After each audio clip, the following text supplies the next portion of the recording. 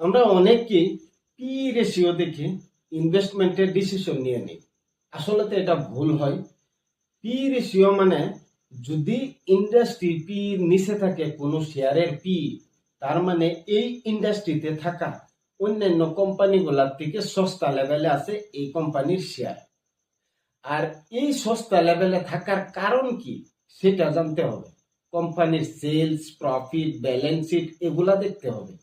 দেখে তারপরে ইনভেস্টমেন্টের ডিসিশন নেওয়া হয়। আর যদি অনলি খালি পি দেখেন অন্যান্য কোম্পানি থেকে ডাউনে আছে এই কোম্পানির পি, এটা দেখে যদি ডিসিশন নিয়ে ইনভেস্টমেন্ট করে দেন তাহলে ভবিষ্যতে কিন্তু লোকসান হতে পারে। পি একটা ইম্পর্টেন্ট রেশিও হয়, অন্যান্য অ্যানালিসিসের সাথে এটা মিলিয়ে দেখতে লাগে।